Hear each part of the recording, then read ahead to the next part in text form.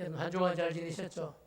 저는 늘 같은 얘기를 하지만 이 시간 여러분들을 참 만나고 또 말씀을 전할 수 있다는 것이 한 주간의 제 가장 큰 기쁨이 아닐까 이렇게 생각을 합니다. 동시에 여러분도 이 시간 우리가 한 주에 한 번이지만 참 성도들이 만나서 찬양으로 먼저 은혜를 받고 그리고 말씀을 통하여서 다시 한번 깨달음을 얻고 새 힘을 얻고 그렇게 한 주간 살아갈 수 있는 힘을 얻는 그런 분명한 은혜와 축복이 꼭 이 시간에 있기를 주님의 이름으로 축복합니다. 아멘. 그래서 고백이 중요하거든요. 그래서 오늘부터 다시 이전에 했던 것을 조금 할 건데요.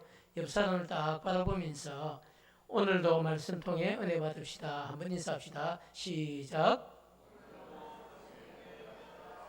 옆에 없어도 눈이라도 맞추고 방향을 보고 서로 원그레도 아무도 없는 분 좌우도 맞추고 그렇게 인사를 했으면 좋겠습니다. 시작. 오늘도 말씀 통해 은혜 받읍시다. 아멘이죠. 사랑하는 여러분, 자기가 말한 대로 이루어지는 은혜가 있다고 합니다. 그래서 우리가 오늘도 말씀 통해 은혜 받읍시다 이렇게 선포하는 그 순간에 우리 자신이 은혜를 받는 거예요. 더 나아가서 우리에게 그 축복을 받은 사람이 은혜를 받을 수 있습니다. 그래서 항상 말씀이 전해질 때마다 여러분 은혜를 받고 새 힘을 얻고 정말 영적인 순간순간마다 승리할 수 있는 우리 부모님 가족이 꼭 되시기를 주님의 이름으로 축복합니다. 네. 자, 오늘 그래서 여러분 오늘 설교 제목은 네가 나를 사랑하느냐 하는 제목으로 말씀을 전하려고 생각합니다. 오늘은 여러분 가정의 달 세 번째 주일이죠. 세 번째 주일은 첫째 주일은 어린이 주일이고 두 번째 주일은 어버이 주일이고 오늘 세 번째 주일은 여러분이 알다시피 스승의 주일입니다. 그런데 그래서 오늘 어떤 말씀을 우리는 준비할까 생각하다 부활하신 우리 예수님께서 사명을 잃어버린 정말 낙심한 채 자신에게 주신 사명이 얼마나 중요한데 그 사명을 잃어버리고 살아가고 있는 낙심한 베드로를 찾아가셔서 그 사명을 잃어버린 베드로를 다시 어떻게 이렇게 세우셨는지 그런 과정을 통해서 오늘 우리에게 주시는 말씀이 무엇인지를 다시 한번 깨닫고 우리 역시도 여러분 주님의 위로와 함께 다시 잃어버린 사명이 있다면 그것을 회복하게 되는 분명한 은혜가 있기를 축복합니다. 동시에 여러분 그것보다 더 큰 하나님의 사랑이 정말 우리 주님의 사랑이 여러분 속에 있다는 사실을 여러분 깨닫고 주님 사랑할 수 있는 우리 부모님 가족들이 꼭 되시기를 주님의 이름으로 축복합니다. 네. 여러분 시몬 베드로를 아시죠?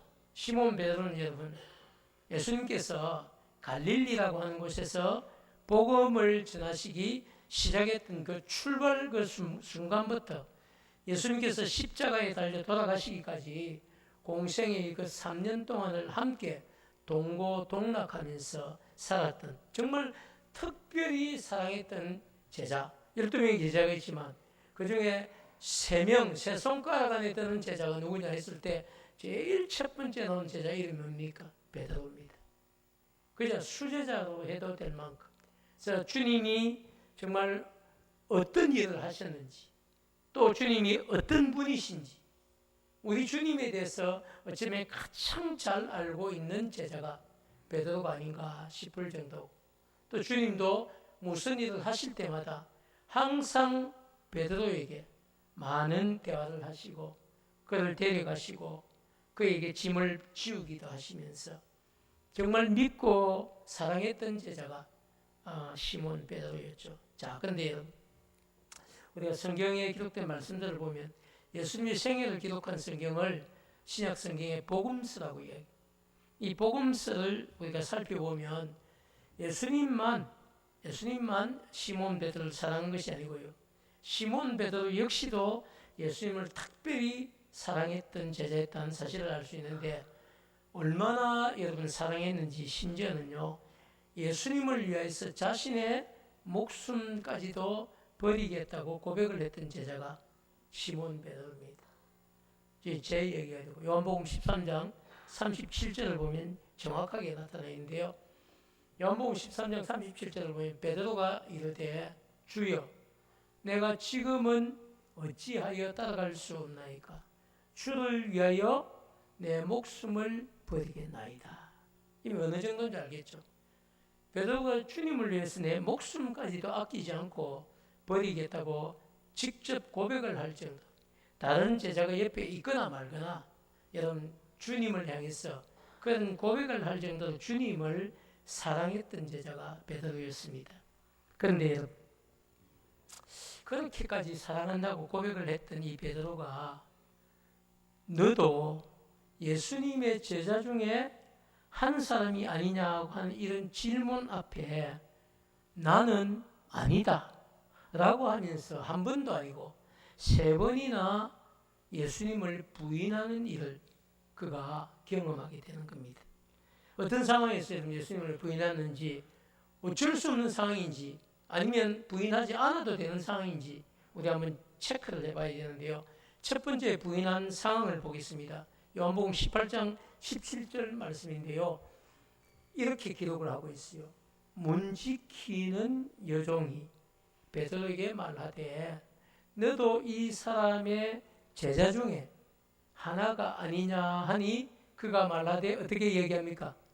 나는 아니라 하고 베드로가 부인을 한 겁니다. 여러분 이 문 지키는 여종이 누구냐면요.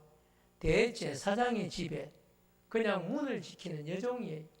말 그대로 힘이 있거나 권력이 있거나 뭐 베드로에게 해코지를 할 수 있는 사람이 아니에요.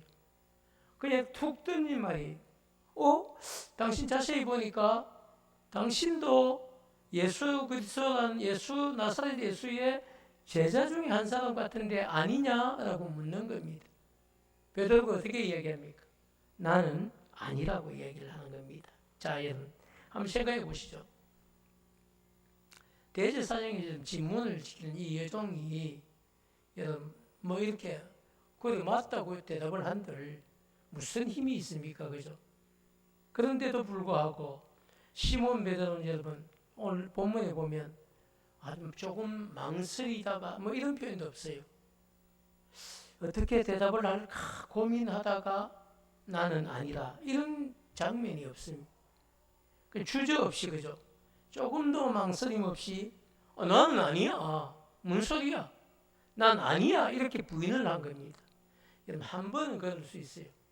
그런데 두 번째 똑같은 사건이 생기는 요한복음 18장 25절 얼마 가지도 않았어요. 25절 말씀을 보면 연이어서 시몬 베드로가 이제 서서 새벽이 추우니까 그죠? 서서 불을 쬐는데 불 쬐는 옆에 같이 있는 거예요. 사람들이 같이 불을 쬐다가 사람들이 쳐다보고 묻는 거예요. 너도 그 제자 중에 하나가 아니냐? 물었습니다. 베드로가 한 번 부인했으면 이번에는 어떻습니까? 부인하지 않아야 되겠죠. 근데 베드로가 부인하여 이르되 또 뭐라고 합니까? 망설임 없이 난 아니야. 난 아니야. 이렇게 두 번째 여러분 부인을 했다는 사실입니다. 자, 그리고 세 번째를 보는데요. 세 번째는 18장 26절과 27절 말씀인데 우리 같이 한번 읽어보겠습니다. 시작. 대제사장 중 하나 베드로 사람이 친척이라 이르되 내가 그 사람과 함께 동산에 있는 것을 내가 보지 아니하였느냐. 베드로가 또 부인하니 곧 닭이 울더라. 자, 여러분 세 번째는요 이런 거예요. 대제사장의 집에 일하는 이제 여종이 아니고 이번엔 남자 종이에요. 이 사람이 그죠? 예수님을 잡으러 감람산으로 갔을 때에 시몬 베드로에게 귀를 잘린 사람이 있어요. 그게 말고라고 하는 사람인데 이 말고의 친척이었다는 거죠. 니한테 귀를 잘렸던 사람이 내 친척인데 내가 너를 정확하게 기억한다는 겁니다. 그러면서 너가 예수님과 함께 동산에 함께 있는 것을 보았다고 주장을 하는 거예요. 그런데 어떻게 합니까? 시몬 베드로는 그죠? 이때에도 또 뭘 했습니까? 부인을 하니. 부인하고 이런 부인했더라고 끝이 나면 좋은데 부인하니 곧 바로 기록된 게 뭡니까? 닭이 울더라는 이야기입니다. 시몬 여러분 베드로가 너도 예수님의 제자가 중 하나가 아니냐는 질문에 세 번이나 부인을 했고 그리고 그런 일이 있고 난 후에 닭이 울더라고 딱 정확하게 기록이 되어 있습니다. 여러분 왜 그랬을까요? 닭 울기 전에 네가 나를 3번 부인하라고 하신 주님의 말씀이 그대로 이루어졌다는 사실을 요한은 우리에게 보여주고 있습니다. 한번 볼까요? 요한복음 13장 38절인데요. 우리 한번 같이 보겠습니다. 예수님께서 대답하시되 그죠? 내가 주님을 위해서 내가 목숨까지 버릴 수 있습니다 했을 때에 네가 나를 위하여 네 목숨을 버리겠느냐? 정말로 내가 진실로 진실로 너에게 이르노니 너에게 말한다. 닭 울기 전에 네가 나를 3번 부인하게 될 것이다. 주님이 이미 말씀을 하셨거든요. 그때만 해도 어떻습니까? 아니 내가 무슨 주님을 부인한다고 그렇게 말씀하십니까? 섭섭하게. 나는 내가 죽을지언정 주님을 부인하는 일이 없을 겁니다. 당당하게 이야기를 한 거예요. 자신 있게. 근데 여러분 시간이 지나고 오래되지도 않았어요. 여러분 한 여종이 물어도 부인을 하고 주변에 불쬐는 사람들이 물어도 부인을 하고 남자 확실한 증거를 가지고 네가 귀찮은 말고에 내가 친척인데 내가 봤다 네가 있는 것을 그렇게 증거를 가지고 이야기해도 됐습니까? 부인을 한 거예요. 근데 그 부인을 하고 나니까 바로 닭 울음소리가 들린 겁니다. 주님이 여러분 하신 말씀이 기억났겠죠. 그리고 여러분 그 닭 울음소리를 듣고 예수님이 말씀하신 그 말씀이 기억난 베드로는 그때부터 점점점 마음이 무거워지는 거예요. 내가 자신 있게 주님을 위하여서 내가 내 목숨도 아끼지 않고 버릴 수 있습니다 했던데 그런데 아무것도 아닌 질문 앞에서 자신이 무너져 버린 겁니다. 내가 무슨 주님의 제자라고 이런 내가 무슨 주의 일을 한다고 내가 어떻게 제자의 사명을 감당할 수 있겠냐. 죽음이라는 단어 앞에서 무너져버린 자신을 발견하게 된 거죠. 그래서 더 이상 난 예루살렘에 머물러 있기가 힘들다. 있을 수가 없다. 이렇게 생각을 하고요. 도망을 간 겁니다. 도망을 간다고 간 게 어디로 갔습니까? 과거에 자신이 예수님을 만나기 전에 고기를 잡고 살았던 생업이 있던 갈릴리 호수로 가서 제 사명을 다 잃어버린 채 그냥 고기잡이로 전락을 해서 그냥 그렇게 하루하루 살고 있었다는 겁니다. 그런데 여러분 바로 그 자리에 부활하신 예수님께서 직접 찾아가신 겁니다. 예수님은 찾아가셔서 그냥 아니고요. 고기를 잡기 위해 밤새도록 지금 갈릴리 바닷가 안에는 베드로하고 다른 제자들이 고기를 잡기 위해서 지금 앉아 있는 겁니다. 고기를 잡기 위해서 열심히 배에서 거물질을 하고 있고 주님은 여러분 그것을 바라보시면서 뭘 하고 계십니까? 쟤들이 들어오면 배가 너무 고플 건데 밤새도록 여러분 거물질을 했는데 얼마나 배가 고플까요?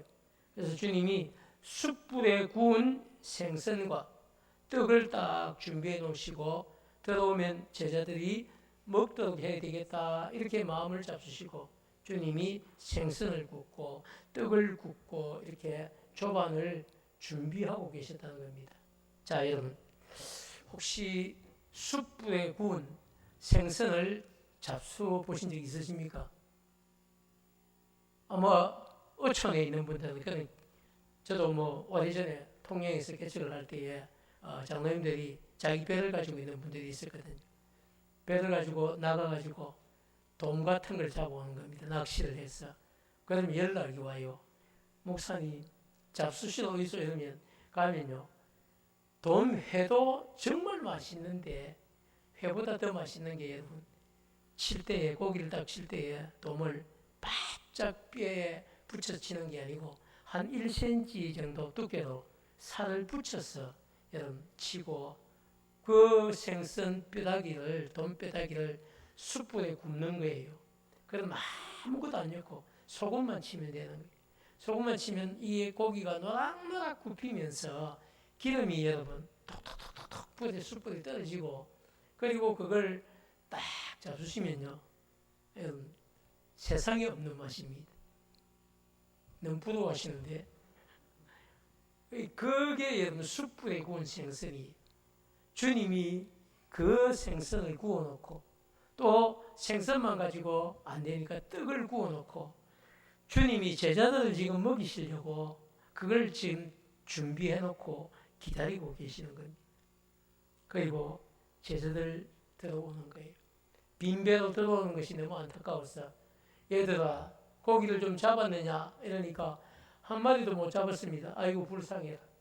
너희 배 그물을 너희 옆에 있는 그 깊은 데로 가서 한번 던져봐라. 그러니까 말씀에 순종해서 깊은 데 던졌는데 밤새도록 한 마리도 못 잡았는데 한 번만에 어떻게 말씀에 순종해서 153마리가 잡히는 그런 기적 같은 일들이 있었습니다. 여러분 요만한 거 153마리 아닙니다. 지금도 갈릴리 바다에 가면요 그때 잡혔던 베드로 고기라고 고기 이름을 아예 베드로 고기라고 합니다. 작아도 여러분 한 70cm에서 1m쯤 되는 생선인데 그런 게 153마리가 잡혔으면 고깃배에 한 배에 다 못 실거든요. 그러니까 배 2개에 가득히 싣고 만선이 돼서 돌아오는 기쁨도 주신 거죠. 네, 여러분 들어와 보니까 너무너무 배가 고파서 정말 허기가 져서 죽을 것 같은데 코를 진동하는 여러분 생선을 구워놓은 거예요. 떡을 여러분 구워놓은 겁니다. 얼마나 고맙겠습니까? 얘들아 저걸 먹어라.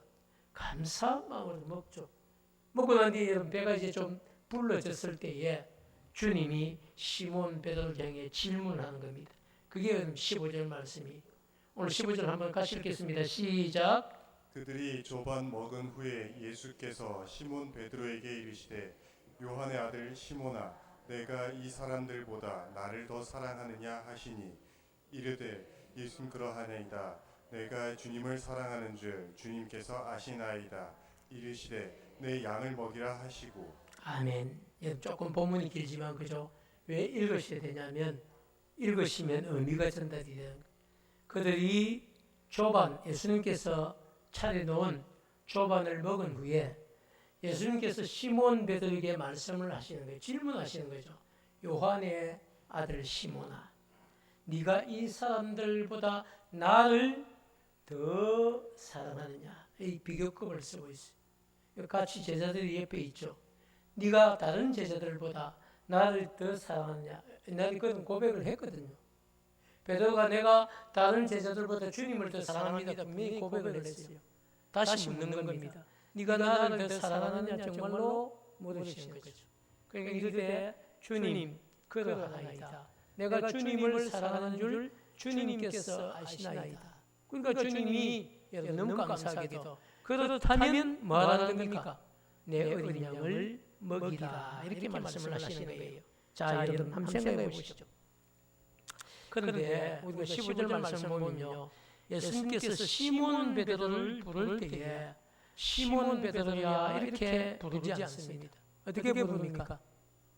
요한의 아들 시몬아. 그래서 여러분들 찬양할 때 그죠? 요한의 아들 시몬아 네가 다른 사람들보다 나를 더 사랑하느냐 하고 주님이 물으셨네. 이렇게 찬양을 하죠. 오늘 이 본문이에요. 왜 요한의 아들 시몬이라고 여러분 부르실까요? 왜 시몬 베드로인데 시몬 베드로야 이렇게 부르지 않고 요한의 아들 시몬이라고 그렇게 부르셨을까요? 요한의 아들 시몬이라고 하는 이 이름은요 시몬 베드로가 예수님을 처음 만났을 때 제자로서 사도로서의 삶을 살기 이전에 세상에 있었을 때 업으로 살아갈 때에 그의 이름이었습니다. 제가 증거를 보여드리죠. 요한복음 맨 앞장인 1장 42절로 한번 가보겠습니다. 데리고 누가 데리고 옵니까? 동생 안드레가 자기 형 베드로를 데리고 오는 거예요. 데리고 예수께로 오니 예수께서 보시고 이르시되 들어오는 걸 보고죠. 네가 요한의 아들 시몬이지만은 장차 너의 이름을 뭐라고 할 것이다? 게바라고 할 것이다. 게바는 그죠? 번역을 하면 뭐가 된다? 베드로다. 이렇게 여러분 기록을 하고 있습니다. 예수님은 그죠? 처음 베드로를 만났을 때에 지금까지 네 삶은 요한의 아들로 시몬으로 살았지만 앞으로 나와 함께하는 너희의 삶은 게바의 삶을 살게 될 것이라고 하는 예언적인 선언을 이미 하셨던 거죠. 여러분, 게바라고 하는 이 단어는요, 그 의미가 반석, 바위 이런 뜻인데요. 이건 여러분 헬라어가 아닙니다. 이건 유일하게 아람어예요. 이 당시의 사람들이 로마어, 아람어, 헬라어 다 썼거든요. 근데 주님께서 게바라고 하는 이 단어를 그죠, 아람어를 쓰셨는데 그 이름을 헬라 알기 쉽도록 헬라어 표기로 바꾸면 뭐가 된다는 겁니까? 페트로스. 아마 들어보실 페트로스. 사람 이름이기 때문에 그게 베드로가 되는 겁니다. 자, 여러분, 예수님께서 베드로의 이름을 그죠, 시몬 베드로야 이렇게 부르지 않고 요한의 아들 시몬아라고 하신 이유는요, 예수님께서 시몬 베드로를 찾아서 지금 갈릴리 호수로 가셨을 때 시몬 베드로의 영적 상태를 보니까 예수님을 세 번이나 부인했던 일들로 이미 영적으로나 육신적으로 무너져 있는 상태였다는 겁니다. 이미 우리 오늘 신주사님 성령 충만해야 되는데 성령 충만해야 되거든. 성령 충만해야 되는데 그래야 사명을 감당하지 않겠습니까? 근데 이미 성령 충만 다 잃어버린 거예요. 힘을 잃어버린 거예요. 그래서 더 이상 사명을 감당할 수 없었어요. 갈릴리 바다에서 거물질을 하고 있는 3년 동안이나 여러분 주님이 그렇게 가르치시고 보이시고 함께하고 이제 내가 곧 십자가에 달려서 죽고 부활하고 성천하게 되면 내가 해야 될 일을 누가 해야 되는데 너희들이 해야 되는데 그런데 여러분 무너져 버린 거죠. 너무 안타깝지 않습니까? 그래서 예수님은 베드로를 그죠, 그래서 시몬 베드로야 부르지 않고 맨 처음 베드로가 예수님을 처음 만났을 때처럼 요한의 아들 시몬아라고 하는 그 이름을 불러 주신 것이죠. 예수님은 그죠, 자신은 세 번이나 부인하고 사명마저 버린 채 도망가서 숨어 있는 이 베드로였지만 그러나 베드로를 찾아가셔서 정말 제자로서 그리고 사도로서의 사명을 회복하기를 원하셨던 거죠. 저는 오늘 말씀의 핵심이 여기 있습니다. 여러분, 주님이 원하시는 것은요, 우리가 어떤 일들로 인해서 무너져 있는 것 원치 않습니다. 우리가 어떤 일들로 인해서 여러분 주저앉아 있는 것 주님은 원치 않습니다. 정말 우리 주님이 원하시는 우리의 진짜 모습은요, 일어서는 겁니다. 회복하는 겁니다. 그래서 정말 내가 주를 위하여서 돌아보면 저도 그렇고 여러분도 그렇고 우리 주님을 위해서 이 생명도 아끼지 않고 주님 위에 바치겠다고 고백했던 여러분 그런 때의 고백이 분명히 있지 않습니까? 저는 그런 고백이 우리의 진짜 모습이라고 믿습니다. 그런 고백을 가지고 살아가는 것이 주님이 우리에게 원하시는 것들이죠. 그래서 저는 생각해 보면 옛날에 혼자 여러분 참 이렇게 철야하고 기도하고 할 때에 제일 제가 혼자 불렀던 찬송이 하나인데요. 그 가사가 뭐 지금도 생각나는데 딱 이런 거예요. 여러분 아시죠? 이 생명도 달라시면 십자가에 놓겠으니. 여러분 이 고백을 얼마나 많이 했는지 모릅니다. 주님이 원하시면 생명까지도 드릴 수 있다고. 사실은 베드로의 고백이 아니고요, 저의 고백이고 여러분의 고백이지 않습니까? 여러분도 정말 은혜가 넘쳤을 때 주님이 원하시면 내 전부를 다 드리겠습니다. 주님이 원하시면 내 생명까지도 아낌없이 드리겠습니다. 내 인생을 드리겠습니다. 고백하고 있어요. 여러분, 우리 여기까지 온 것 아닙니까? 그런데 여러분, 늘 그렇게 성령 충만하게 살면 얼마나 좋을까요? 안타깝게도 어떤 계기로 인해서 어떤 일들로 인해서 아니면 사람이 내게 했던 한마디를 오해해서 우리의 몸과 마음이 무너져 버릴 때가 있다는 겁니다. 그것이 나의 실수일 수도 있고 베드로처럼 내가 주님을 부인을 안 해야 되는데 그런데 주님을 부인하고 감당할 수 없는 영적 무기력 상태가 되는 거죠. 또 어떤 때는요, 다른 사람이 걱정하는 말로 해줬던 한마디 말이 나를 무시하는 것이 느껴서 내가 몸과 마음이 무너질 때가 있다는 겁니다. 또 어떤 때는 그죠, 열심히 주의를 하려고 했는데 일하다가 여러분 마음이 상할 때도 있다는 겁니다. 옆에 같이 일하는 사람들이 툭 던진 한마디가 내 마음을 상하게 하고, 그리고 다시는 주의를 안 한다, 안 할 겁니다, 이러면서 우리의 몸과 마음이 무너질 때가 있다는 거죠. 여러분, 이 모든 것들은요, 성령님께서 기뻐하시는 일일까요, 아닐까요?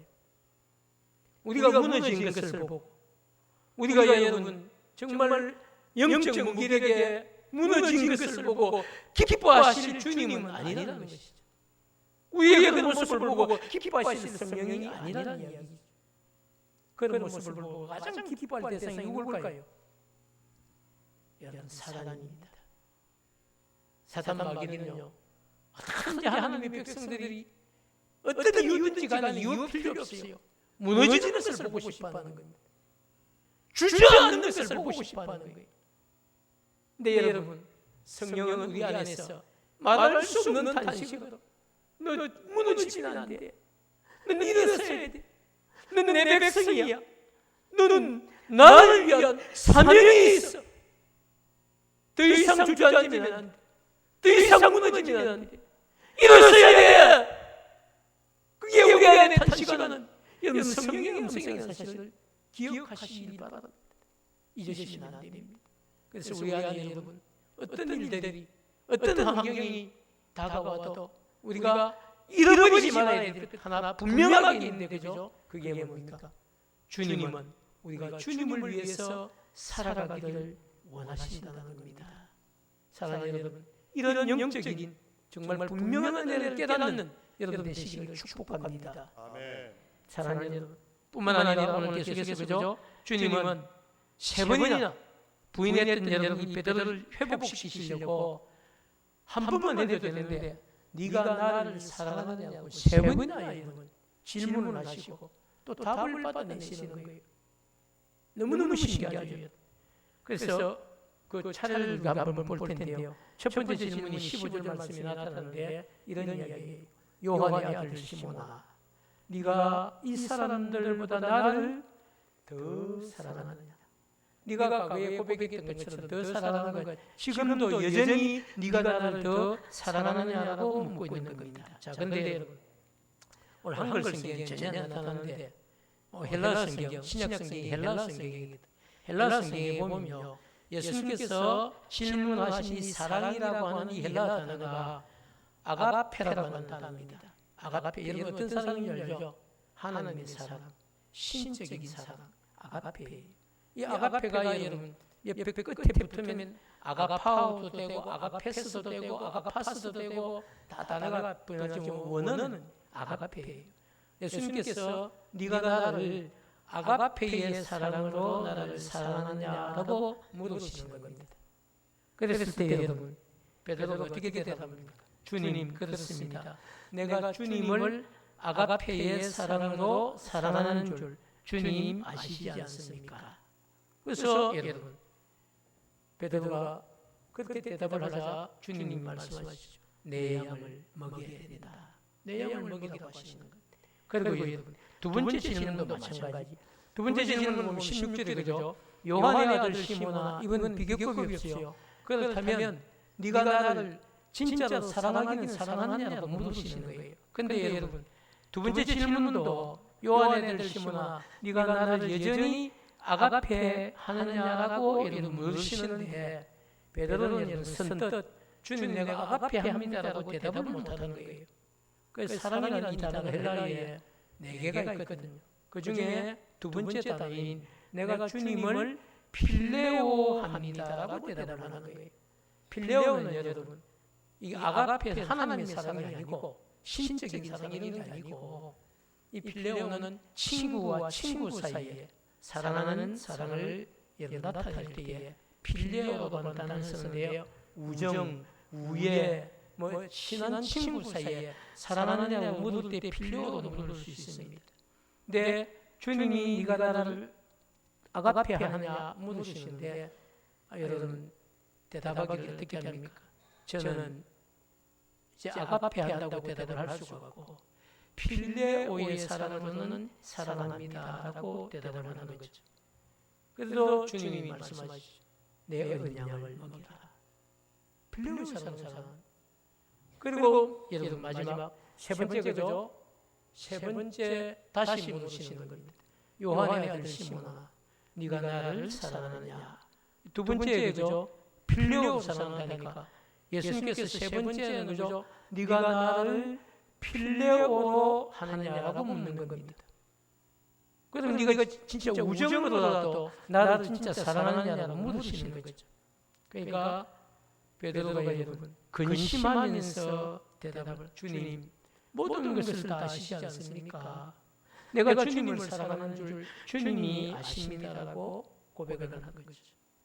그러니까 마지막 질문 뒤에도 주님이 여전히 내 양을 먹이라 이렇게 말씀합니다. 자, 여러분 너무너무 신기한 것은요. 베드로 세 번 부인을 했어요.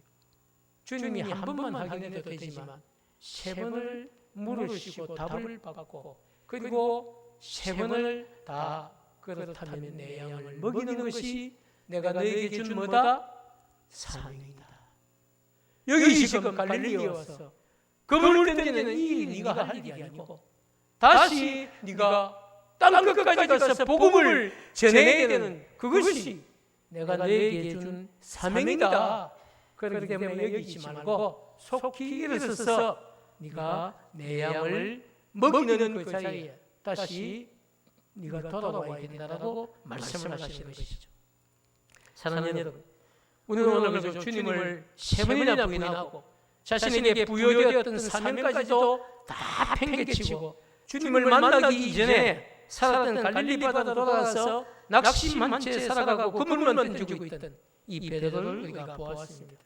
그렇지만 그게 끝이 아니고 그렇게 낙심한 채 살아가고 있는 베드로를 찾아가셔서 다시 그에게 주신 사명을 회복시켜 주시는 우리 주님의 모습도 동시에 보게 됩니다. 사랑하는 여러분, 만약에요 예수님께서 다시 찾아가셔서 베드로의 사명을 회복시켜 주시지 않으셨다면 여러분 베드로의 삶은 어떻게 됐을까요? 저는 성경을 읽다가 가끔씩 설교를 준비하다가 만약이라고 하는 단어를 자꾸 던져봐요. 만약에 안 던져주시면 어떻게 돼요? 아마 베드로는 평생을 주님을 부인하는 그 사건을 마음속에 늘 되새기면서 후회의 눈물을 흘리면서 낙심한 채 인생을 마감했을지도 모릅니다. 그때 그러지 않았더라면 얼마나 좋았을까? 이렇게 후회하면서 여러분 그렇게 살았을지 모른다는 얘기예요. 주님은 여러분 베드로가 그런 성품인 줄 아셨기에 직접 베드로를 찾아가셔서 그에게 그죠? 네가 나를 진심으로 사랑하느냐고 세 번이나 물으시고 낙심한 채 시기에 빠져서 살아가고 있는 베드로를 여러분 다시 일으켜 세우시는 거죠. 그리고 그에게 앞으로 어떻게 살아가야 되는 것이 너의 사명인지를 다시 한번 깨닫게 하시는 겁니다. 네가 나를 사랑하느냐? 그렇다면 너의 할 일은 내 양을 먹이는 일이다. 내 양을 먹여라.